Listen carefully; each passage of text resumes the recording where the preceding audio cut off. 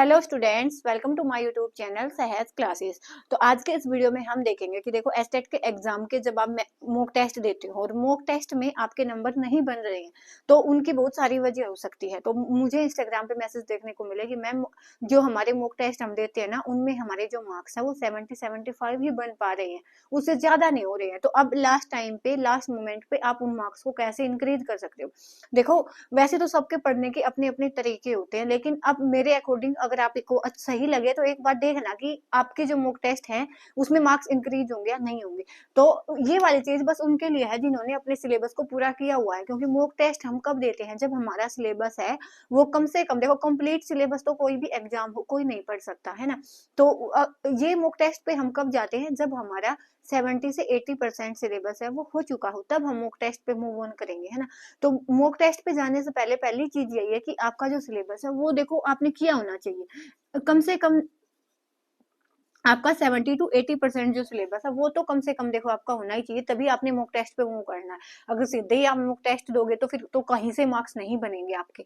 जो आपके मार्क्स उसके जब आपने इतने सिलेबस को कंप्लीट किया है अपने अकॉर्डिंग, जो भी सिलेबस आपने साइट पे देखा हुआ है स्टेट का, उसके बाद इतना सिलेबस कंप्लीट होने के बाद आपने ये देखना है कि हाँ हमारा सिलेबस कंप्लीट हो गया, अब हमें मूव ऑन करना है जिस पे मॉक टेस्ट पे। अब मॉक टेस्ट पे जब आप जाओगे, आपने जब मॉक टेस्ट दिया तो मॉक टेस्ट में अगर आपके 7 to 70 या 75 मार्क्स बन जाइए तो अभी आपके पास देखो दिन भी है, हमें अभी अकॉर्डिंग हम देखे हैं तो कोई ऑफिशियल नोटिफिकेशन नहीं है। तो अगर जैसी बात चली हुई है कि 8-9 फेब को एग्जाम होएगा तो भी आपके पास 15 डेज हैं, और अगर ऐसे कुछ 8-9 को नहीं हुआ तो उससे आगे भी मूव होगा तो आपको तो टाइम ही मिलेगा ना। तो मॉक टेस्ट में 15-16 मार्क्स बढ़ाना कोई बड़ी बात नहीं है, तो आप बढ़ा सकते हो। कैसे देखना आपने, देखो सबसे पहले आपने जब भी आप मॉक टेस्ट दोगे ना तो आपने लॉयल्टी के साथ देना, ऐसा नहीं करना कि पोज किया बाद में कहीं पे घूम लिए फिर लिए उसके बाद दे दिया, या फिर से एक दो मिनट दिया, 10 मिनट 5 मिनट दिया या तो फिर से चले गए कहीं फिर मॉक टेस्ट आगे देने लगे। तो ऐसा नहीं करना। जब भी आप मॉक टेस्ट दो ना तो जैसे आप ये तो 3 घंटे का नहीं होता ना, हमारा 150 मिनट्स का होता है। 150 का एग्जाम होता है, 150 मिनट्स का ही होता है। तो जो 150 मिनट है ना वो आपने एक साथ देने हैं, मतलब एक ऐसे ही फील लेनी है आपने जैसे कि आप फाइनल में एग्जाम में बैठे हो, ऐसे फील लेके आपने देना है। कोई पॉइंट माइंड से स्किप हो जाएगा तो उसको देखना नहीं है कि हम एक बार देख लेते उसके बाद उसमें करेंगे, नहीं तो फिर आपको समझ नहीं आएगा। तो सबसे पहले आपने क्या करना है कि बिल्कुल जैसे फाइनल टेस्ट होता है उसके जैसे आपने मॉक टेस्ट को देना है, पूरा ये कि जैसे हम फाइनली दे रहे हैं, ठीक है। लेकिन एग्जाम में कम मार्क्स आए ना तो फाइनल वाला डिमोटिवेशन नहीं होना चाहिए, क्योंकि अभी हमारे पास टाइम है, हम मॉक टेस्ट में अपने मार्क्स है वो इम्प्रूव कर सकते हैं, लेकिन फाइनल में हमारे पास कोई चांस नहीं बचेगा। अब मैंने ऐसे भी बच्चे देखे, बहुत सारे ऐसे भी होते हैं कि मॉक टेस्ट देते ही नहीं है। तो देखो मॉक टेस्ट आप अगर नहीं दोगे, तो अगर मॉक टेस्ट आपने नहीं दिया इस भय से नहीं दिया कि हमारे कम मार्क्स बनेंगे, अब यहाँ तो हमें कोई कुछ कहने वाला नहीं है, चाहे हमारे 0 आ जाए, हमें क्या क्या ही फर्क पड़ेगा ना इससे। ये मॉक टेस्ट किस लिए होते हैं, हमारी जो कमियां होती है ना उनको ओवरकम करने के लिए होते हैं। तो अगर हमारे इसमें चाहे 10 मार्क्स आए, 20 आए, 50 आए, 70 आए तो उनसे क्या ही फर्क पड़ेगा, कुछ नहीं पड़ेगा। बात कहाँ पे आती है कि जब आपके फाइनल ईयर में फाइनल जो एग्जाम होगा ना वहां पे आपने अच्छा परफॉर्म करना है, वहां पे जाके आपके मार्क्स नहीं करने चाहिए, प्रायोरिटी यही होनी चाहिए।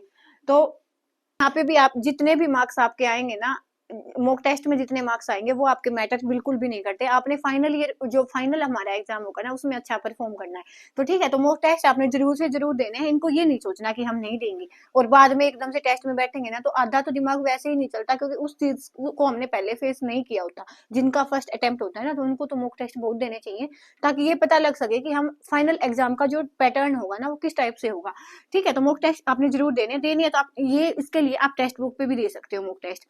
पीवाईक्यू को भी एज ए मॉक टेस्ट आप दे सकते हो, और साथ में अगर आपने वैसे देना है तो वैसे भी दे सकते हो। उसके बाद ये तो थी मॉक टेस्ट के बाद, अब आपने मॉक टेस्ट दिया है और आपके जो मार्क्स है वो 70 से 75 ही बन पा रहे हैं, तो उसके बाद आपने क्या देखना है, देखो उन टेस्ट को दे के नहीं छोड़ना है।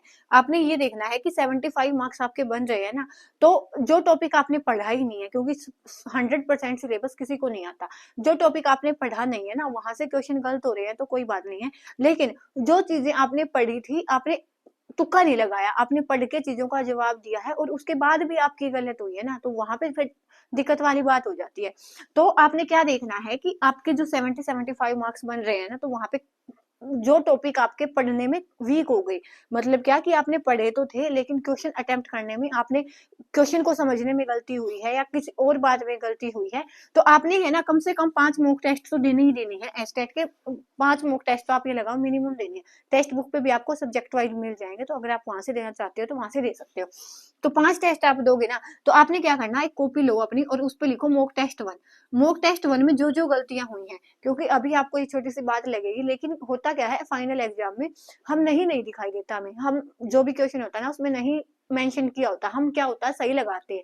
वैसे पूछना कुछ चाह रहा होता है, बता कुछ देते हैं हम, तो उसके अकॉर्डिंग हम अपना माइंडसेट सही लगाते हैं, लेकिन हमारे पास गलतियां हो जाती हैं। तो जो जो भी चीजें आपसे जो जो सिली मिस्टेक होती हैं कि आपको नहीं समझ, आपने बस आता हुआ जो आपसे गलत हुआ है, एक तो ये वाली चीज नहीं होनी चाहिए, एक जो पढ़ा है वो गलत नहीं होना चाहिए।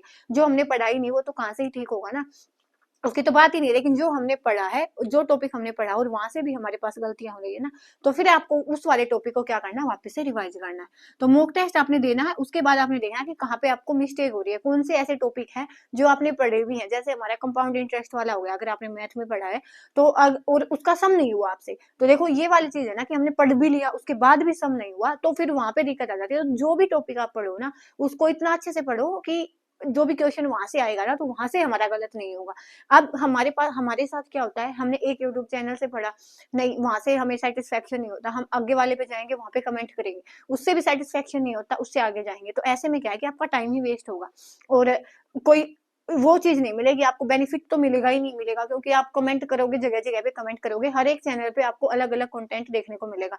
अगर आपने ये करना है ना, तो आप एक दिन स्पेशली एक दिन इस चीज पे लगाओ कि कौन सा चैनल आपको अच्छा लगता है। कोई भी चैनल आप अपने अकॉर्डिंग एक चैनल देखो और उसी चैनल को बार बार पढ़ो, एक कंटेंट को बार बार पढ़ो। कंटेंट इकट्ठा करने का कोई भी मतलब नहीं बनता, एक यूनिट को आप 5 जगह से पढ़ रहे हो और एक यूनिट आपने टच भी नहीं है, तो फिर उसका तो कोई लॉजिक ही नहीं बनता ना। तो आपने क्या करना है, पहले अपने अकॉर्डिंग कोई भी एक यूट्यूब चैनल है उसको सिलेक्ट करो, चाहे किसी का भी हो वो, जहाँ पे आपको लगता है कि हाँ हमें यहाँ से चीजें समझ आएंगी, तो वहां से एक यूट्यूब चैनल है उसको सिलेक्ट करो। उसके बाद जगह जगह से कंटेंट पढ़ने के बजाय एक चीज को बार बार पढ़ो, तो वो ज्यादा बेनिफिशियल होगा।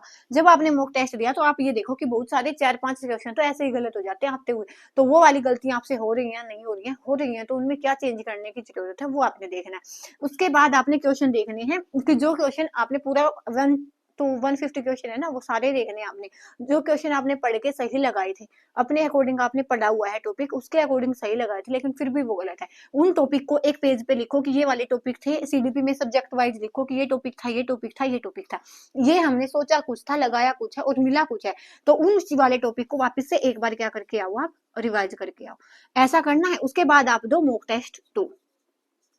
अब मॉक टेस्ट 2 में सेम चीजें आप देखो कि वहां से आपने जो कितना आपने अपना जो परफॉर्मेंस है वो बढ़ाई है, मॉक टेस्ट 1 की बजाय मॉक टेस्ट 2 में क्या क्या चीजें आपसे इंप्रूव हुई हैं। तो फिर अगर वहां पे भी कोई नया पॉइंट आता तो उसको नोटबुक में लिख लो, और नहीं तो कोई नया पॉइंट नहीं आता तो जो गलतियां होती है या जो टॉपिक आपका वीक रहता है तो वहां से देख लो। सही तरीका होता है ना, तो यही होता है मॉक टेस्ट का कि आप कैसे अपने जो मार्क्स है वो बढ़ा सकते हो, ऐसे ही बढ़ा सकते हो। बार बार रिविजन करोगे, टॉपिक ये देखोगे कि वीक कौन सा रहता है, उनके अकॉर्डिंग ही आप जो अपने मॉक टेस्ट में मार्क्स है वो बढ़ा सकते हो। तो बस आज के लिए इतना ही बताना था, अगर और कोई डाउट है तो आप कमेंट सेक्शन में छोड़ सकते हो। बाकी आज के लिए इतना ही, नेक्स्ट वीडियो में मिलेंगे नए टॉपिक के साथ, तब तक के लिए धन्यवाद। Thanks for watching my video.